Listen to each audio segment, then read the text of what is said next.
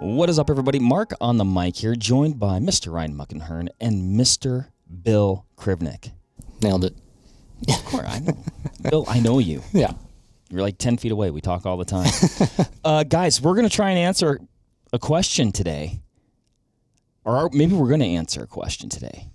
Best cartridge for Coyotes. Dun, dun, dun. It's Coyote season, guys. Billy was just out. You got one. Went all night, yep. All night. Till 4:50 in the morning. Wife wasn't too happy with me, but...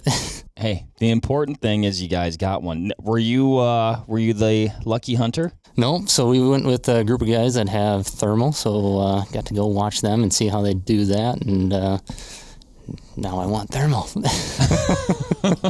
Which will make his wife even more. Even equally pleased. Well, it's so reasonably priced. Yeah. I mean, relative to like the cost of a nice car. Well, and think of all the fur that you're going to be able to put up.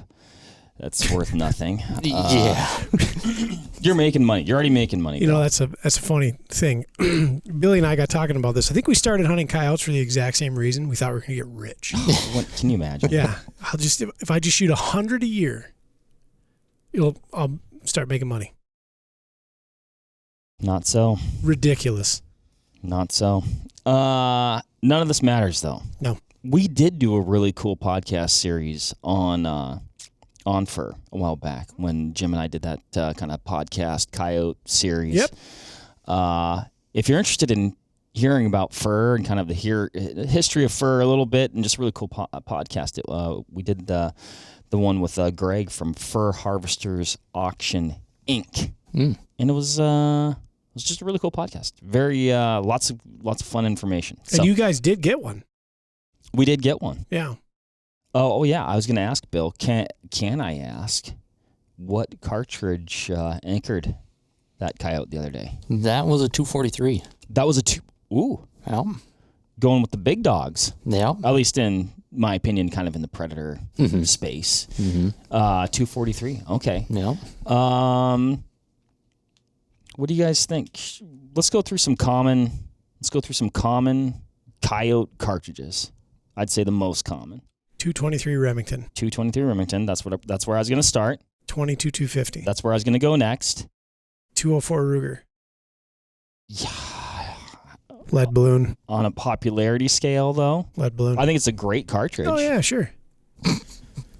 No, I do. That sounded. I'm sorry. Like had a level of sarcasm. Oh yeah, no, 204. Yep. It didn't get any better that time. I think it depends where you are in the country a little bit with that one. 204. You think Ruger. there's some regional 204? Yeah. I don't think you'll find it too Hot often out in the spots? Dakotas or Wyoming, Montana, anything like that. Typically, guys in Pennsylvania maybe shooting fox, a little bit more concentrated on pelt preservation. Sure. Probably a little more popular. Yeah. Boy, I'd venture to guess a lot of dogs getting put down with 6.5 Creedmoors. I think so, yes. I don't know that was the cartridge's intended application. No. But it fell into the role nicely. I think for a lot of folks, it's doubling as their deer gun, coyote gun. Which is similar to the Yeah. 243. Yeah. 6 Creedmoor. Now 6 Arc. Hornady's new 22 Arc is, I'm sure, going to gain some ground. It's a brand new cartridge, so it's pretty... I'm jumping the gun, maybe. What about 22 Creed? It's a cool cartridge. Yeah, I don't hear too many guys using it. No, it's kind of like 22 and 24 Nosler. Okay. Not a lot going on. Both make a lot of sense from a ballistics perspective and a terminal performance perspective. But I would say your core popular cartridges are from smallest to largest: 204 Ruger, 223 Remington, 22 250, 243 Winchester. I concur. Yeah. So, which one's the best? Which one's the best? I think it depends. Oh, God. We got a comment from a person the other day. They were asking a question. Well, excuse me. Let me clear my throat. That's a good song. Who sings that? I have no idea. I think it's a Dougie Fresh song. I don't even know what that is. It's a good song. My apologies for the throat clearing if you guys got an earful of that. Where were we? Customer commented. Oh, yes. Yeah. He was asking you a question specifically, Ryan, but he caveated it with, but you can't say it depends. I see. And I'm going to follow his lead and say, I'm sure we're going to. I have to just pick. I'm sure we're going to talk about all sorts of ways that it depends. Okay. But you can't say I have to just pick one. For now.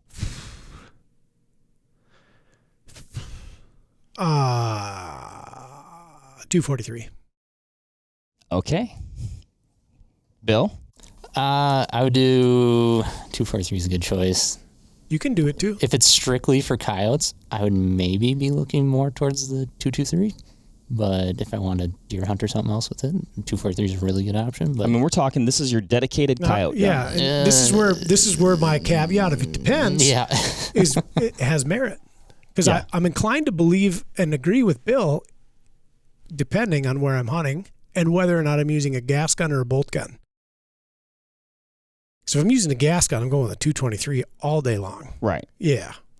But if I'm out west, Billy and I were just having, I completely forgot this podcast was on the books today, as evident when you came down and talked to me and then reminded me. We were talking about coyotes in the Dakotas. That hurts. That I would think that it would carry a little bit higher level of importance. It's me.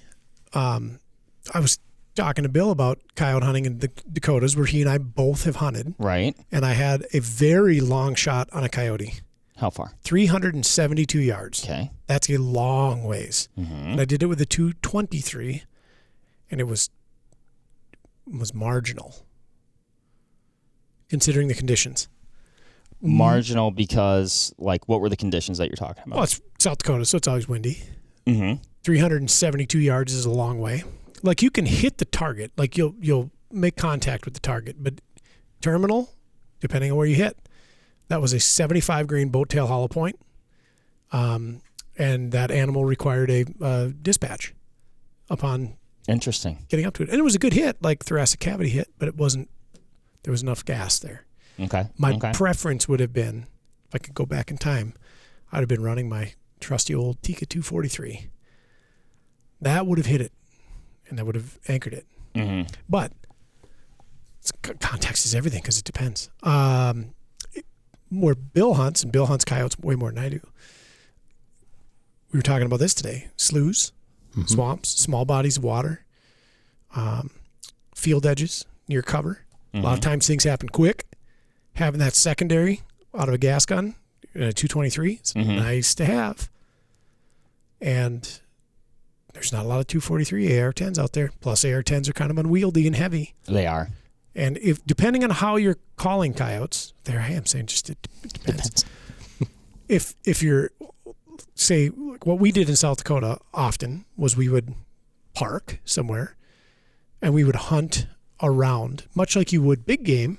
You'd have a place where you'd stage your vehicle, and then you'd go make stands in a large area, trying to cover a large area. If you could drive to it, great, you know. But I'm porting a rifle, and that rifle's heavy. I want something a little bit trimmer, more nimble, lightweight. I don't want to carry around an AR-10. They're heavy. Yeah. You know? Bill, what made you say 223?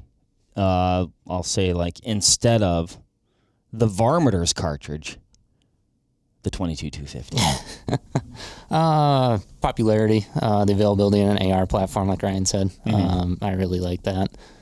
Even though it is fun in a bolt gun, too.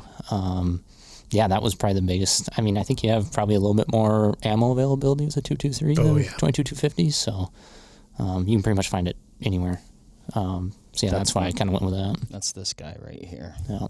This is just kind of like a typical standard FMJ, so I wouldn't say that this is like a varmint bullet example, but this is an example of the 223. Interestingly enough, and for the same reasons as Bill, I was going to say a 223. I've hunted coyotes out west. You can get some long shooting. But I'd say by and large in my life, most of the shots and opportunities that I've gotten at coyotes, if I'm patient, are 300 yards and in. And I think the 223 is completely adequate for the job. And it's the gas gun component, because I feel like the AR is just a phenomenal Coyote gun, platform. Yes, I agree completely.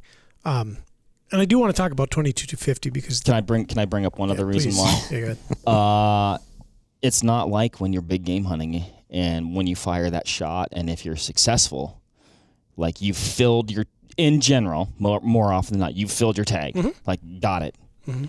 You know, now those other stages of the hunt are going to start. Maybe you called 2 in. Yep. Maybe you called 3 in. Maybe you muffed your first shot, and now they are a running. I used to hunt with a TC Encore in 243. Yes. It was a really cool gun. I really enjoyed it. It was lethal, to say the least, on coyotes. And my hunting partner would often run a gas gun. Mm-hmm. I remember one time we called in a triple. And I shot the first shot, and it was just like, well, my ticket's punched. And then I just get to look over and watch him clean up. Mm-hmm. And so a repeater, I think, is a very keen way to go. I know we're talking cartridges here, but Yeah. you brought up the 243, Yep. which is like kind of a cartridge that bridges big game. Yeah. And, coyotes, predators, things of that nature. What type of projectile do you envision? Like, if you're like, oh yeah, I'm going to run my 243 for coyotes. So I did this a couple different ways. I shot a 55 grain Nosler ballistic tip, Mm-hmm. which is really effective unless you hit a small coyote in the wrong spot, and then you get 2 coyotes out of 1. Like, Sure. think of like cellular replication, Yeah. except it's undesirable. So then I switched to a heavier bullet, like a soft point for shooting deer. Mm-hmm. And then that bullet was not explosive, and I don't mean incendiary. I mean like rapid delamination. Right. And I'd get kind of a hole in and a hole out, and it was really effective. And then I actually switched to a 62 grain Barnes varmint grenade, which is somewhat of a frangible, if you will. It's kind of. It's got a sintered metal core. It's a hollow point, flat base bullet. You could drive them to warp speed velocity, and they'd hit, and they really don't exit. And the bullet just kind of turns to powder, sort of. That was a really, really, really good bullet for shooting out of the 6mm that I was running. A little light in the 223 because they had like a 29 grain varmint grenade, and I think they had a 32. And I think I monkeyed with them, and I think I wasn't super happy, if I remember correctly. But that 62 grain flat base was really good. In the 223, really like 60 grain Hornady VMAX, which is a flat base. 53 grain Hornady VMAX, which is not a flat base, but that came in their Superformance line, and it was like a very formidable loading. Like I think it was 3,400 feet per second or something like that. The rifles that we were running them in, which were Tikka bolt guns or ARs, shot them famously, and they hit very hard. Okay. Yeah, the 60 grain VMAX and that 53 grain VMAX was really nice. I thought don't they load? I thought it was the 55 grain VMAX out of the 243. Do they do that as well? 58 grain. That's what was the coyote shot this weekend was with a 58 grain VMAX. That's a mess. It was ugly. I mean, That's a mess. blew a chunk of it off. I mean, he hit bone, I think, like shoulder blade. So it took a chunk of coyote and threw it. It was mostly a frontal shot too, wasn't it? Yeah, mostly angling towards us. Yeah, and it removed a small ham, size chunk. Yeah, so it's not and again, that shot angle, dependent. Yeah, that shot could have turned out very differently. But that's a mean projectile. But I really did like a 100 grain soft point. I thought that was pretty much perfect for everything. I shot a coyote with a 100 grain soft point. I think it was I'd call it a soft point. I think it was a Hornady interlock.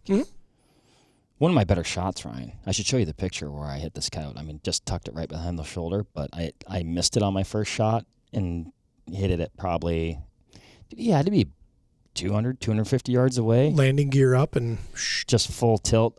He did like 2.5 flips. Wow. He was going that fast. How was the exit? It was fine, and just put a nice hole in him. Yep. Through and through. That's what I really liked about that bullet. I mean, 2 holes. Yep. But it's not a catastrophic. No, it wasn't. No, and that's what I think is really keen about that bullet. Old now deceased customer of mine told me that. He's like, if you're going to shoot a 243, because you really couldn't buy full metal jackets at that time, and nor are they really that effective. But he said, shoot a heavy bullet like for deer, and you don't have that cataclysmic effect. Yeah. We don't have one here, I don't think, because we didn't really know which cartridges we were going to talk about. Like we have, we're lucky we have a lot of these around the office. Yeah. It's kind of shocking to me that we haven't talked more about the 22-250. It's a good round. It's cooking. It's moving and grooving, you bet. And it has very appropriate varmint type bullets. Yes. Available. Yeah. It's a cartridge that I feel was purpose built for varminting. Let's talk about it a little bit and why it's not either of your guys' choice. I think it's probably talking to other predator hunters, that's probably the most common one I hear guys using is the 2250. And I think it's good, but I want to hear Mucklepedia's ideas on it. So at the time that I made the selection of 243, I was in a bolt gun platform. I still am. You're going to subject yourself, and I know this is going to sound petty, you're going to subject yourself to some additional recoil and muzzle blast. Certainly. Compared to like a 223. 22-250 and 243 are so close to kind of the same animal that why not give yourself the additional advantage if you're going to be approaching that class anyway, and just go with the 243. Have a dual use gun, and then have ammunition that, like I had mentioned earlier with the bullet thing, is better at not exploding what I'm shooting. So in the 22-250 pallet, how many options do you have out there commonly found for a bullet that maintains integrity and does not have violent explosive results on hide? But also, I think a lot of these bullets are going in, so they're, punching that quotation mark pinhole, then coming apart as designed. Yep. And that's all happening internally, and no exit. Off you go. It's pretty rare that, if you shoot, you're right, if everything goes well, if you frontal shot a coyote that's got its head down, as you guys did today with the other day with a 243, 22-250 is going to have a very similar result. It was strategic in that I knew that I could get those bullets to do that thing, and with basically the same amount of recoil and very similar downrange performance, and really more whop. Because my thought was at that point, all I'm going to do is I'm going to hunt coyotes all over the West, big coyotes, longer distances. I wanted every advantage that mass and profile can give me for longer shots. Truth be told, like if you're calling coyotes, like that same hunt where there was a long dog, most of those shots are actually really quite short. Like a 223 is perfectly adequate for. But it's those what if moments, and it just so happened that coyote that I shot far away busted us when we were calling, or at least I think anyways, and he literally sat down. He's not taking another step. Yeah. And that was my opportunity. My thought process was if I'm in that situation, I want to make that shot. Horsepower is a useful thing. And I think that's true. I think a 22-250 would have done the job as well. And I don't want to throw unnecessary shade at the cartridge because it is the varminter's cartridge. Very useful round. My thought process at the time was the bullet availability was a better choice in 243 than it was in 22-250 for what I was going for. Now, I don't really do that anymore. Bill and I were just actually talking about taking a trip out west and going. It'd be worth it. Yeah. Knowing what I know now and knowing what kind of resources I have available to me from the hand loader's perspective and then factory ammunition, does that change my tune? I think probably, but I also like the idea of a 243 because it's a fantastic mule deer, pronghorn, whitetail cartridge, and it fills several roles. It does. As would 6.5 Creedmoor, 6 Creedmoor. And I still don't think I'm giving anything up. Well, if you're going to go 243, Ryan, and you don't want to give anything up, then you might as well just run this 300 PRC that we have on the table. Well, for comic relief. Sure. And there are people that do stuff like that. But 6 ARC is on the table here. This is another one. So you segued before my segue. You've been talking a lot about the 243. We'll edit that out. A 6mm bullet. Yeah. Here's another cute little 6mm option. Super cute. Super cute. Bill, you're working on one of these. Currently building one, yep. Ryan, you have one of these. Yeah. In that little matchstick Howa that you bought. Mm-hmm. What's going on with the 6-arc? I think that'd be a wonderful choice. I think you get a couple of really special things with this. You get moderate recoil, and it has like comical recoil. There's nothing to it, even in that Howa, which is wildly lightweight, wildly low recoiling. Excuse me. That's okay, Mark. Wildly lightweight, wildly low recoiling. You do get a really interesting trajectory. Like that thing's kicking way outside of its coverage zone from what you think it should look when you look at the cartridge. Oh, yeah. And you're delivering payload. So 105, 108 grain projectile on target. Moderate velocities. So using bullets like the ELDs, it's not moving it like a 243 or a 6 Creedmoor would, where when it hits, it's still putting some formidable foot per second into that target. You don't have your water bottle. I know. That's what it is. It's a mistake. Yes. I think it's a really cool choice. Probably lost it. So I've got a bolt gun, and I'm not super duper cool and not cool, but keen on ARs. They're cold to me. I don't love them, but the more I touch that cartridge, the more I'm like, gosh, I really need a gas gun in this. And then there's, in my opinion, I think what could be the perfect marriage for the shooter who is going to call the Midwest like Bill loves to do. And he might be on a farm field where he's got a 300-yard opportunity, and that's his only opportunity. He might be on the small wetland where he has a 70-yard shot, and it's fleeting and quick. Or he might be in the West where his opportunity is longer than that 300-yard mark, and he's got to make it count. And I think that's a really keen choice. I agree. Yeah. So That's so long as you've got your numbers managed and you know where everything's at, like that's a really cool little round. Are you doing a gas gun, Bill? Bolt. No. Bolt gun. Yeah. Okay. Probably will lead to a gas gun eventually. We just talked about that. Yeah, I think that'll happen. Right. It just seems like a very special little cartridge.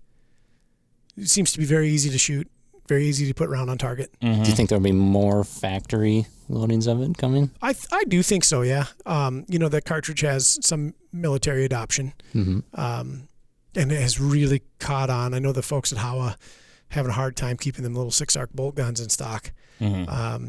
And I think the gas market, I mean, that's what the cartridge is designed for. It's surrounding that. Mm-hmm. And with Hornady being who Hornady is and coming out with bullet offerings that entertain every single avenue of use, I think that'll be cool. I also think that the ELD would be a spectacular option for it. Yeah, it's a thin tapered jacket. It checks most of the boxes that Varmint does, and they've just come out with a new. Is it the ELD VT? Mm-hmm. Right. Yep. So you're combining much of the performance values of their ELD projectiles from like a concentricity standpoint, accuracy potential standpoint, but then you're also giving it what we've come to expect out of like the VMAX bullets for that wild terminal performance.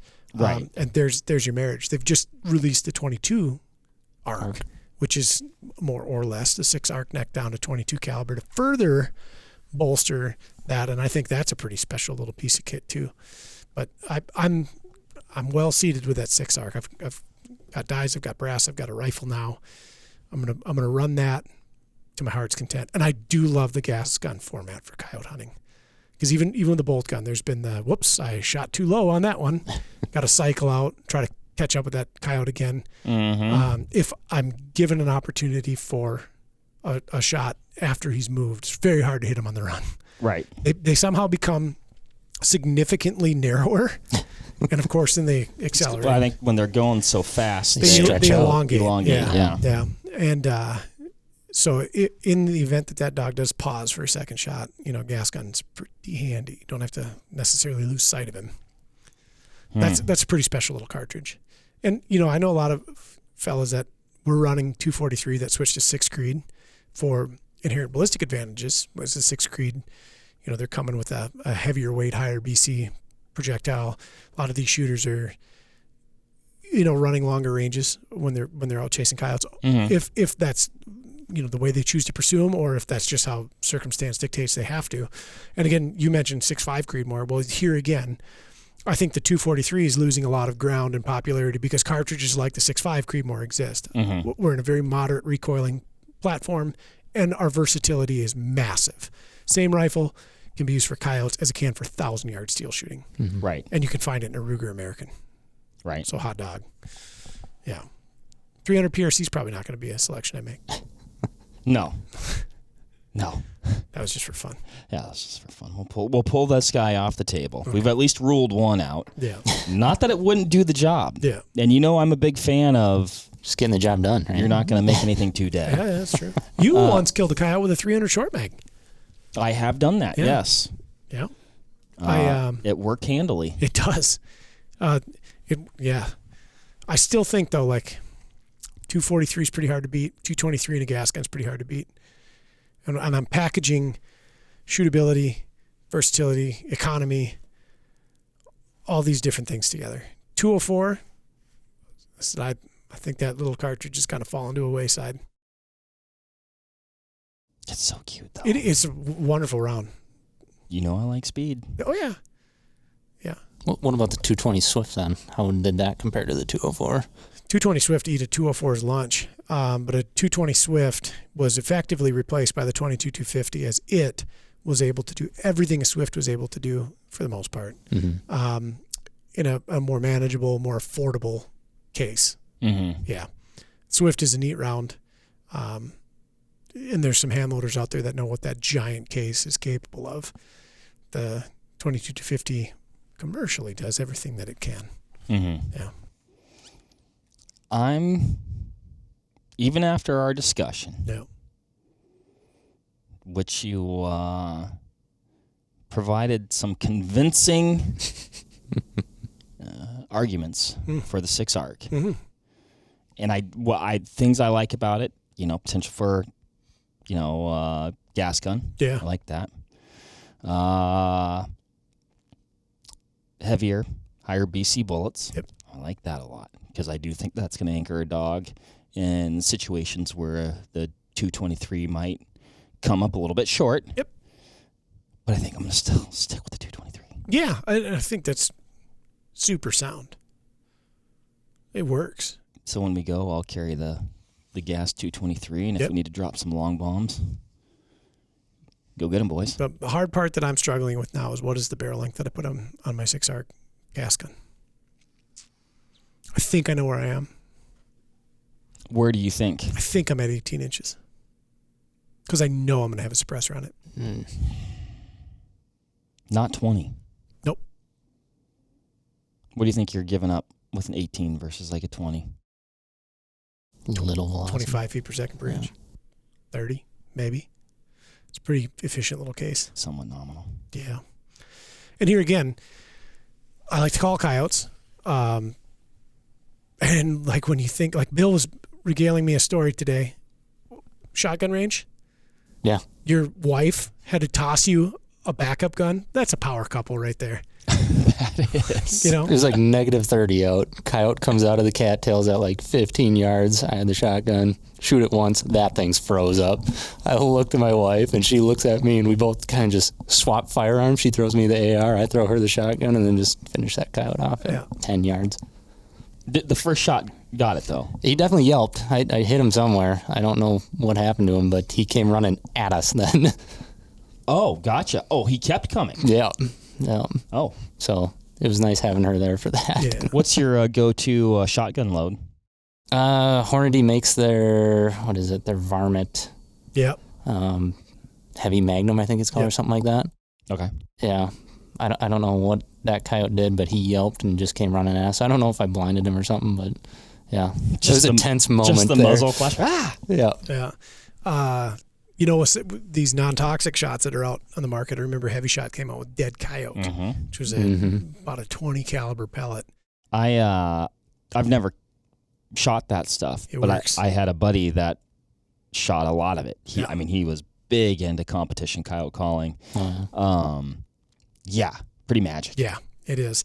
and smaller shot sizes than that, higher pellet count, like a TSS. I was just bobcat hunting the other day, and I was sporting some heavy shot number 2s in 20 gauge. And I figured that I hunted geese with that load. Specifically, it was leftovers from my goose hunting days. And I pulled some Canada's, not quite stratosphere, but at ranges that people would be like, that little 20 will never do it. And that little 20 did it. So, a number 2 shot in a non-tox or number 4 buck. If you can find BB lead, I've got a little bit of that left in 12 gauge. That was really effective. But there again, you're looking at 50 and in, and ideally like 35 and in. Yeah. The only thing I've shot with lead BBs were some coons. Yeah. And it definitely did the job. Oh, yeah. Probably worked. Yeah. I got 2 boxes of lead BB. They're mean. Interesting. Yeah. Well, I like it, guys. Yeah. Interesting discussion. Mm-hmm. Every time we podcast, I'm like, I need to go coyote hunting. And I haven't done a whole lot of it since I moved to Wisconsin. Yeah, you were kind of in the Mecca state. I think that's kind of why it's hard for me to... Yeah. These dogs get pressured pretty hard, too.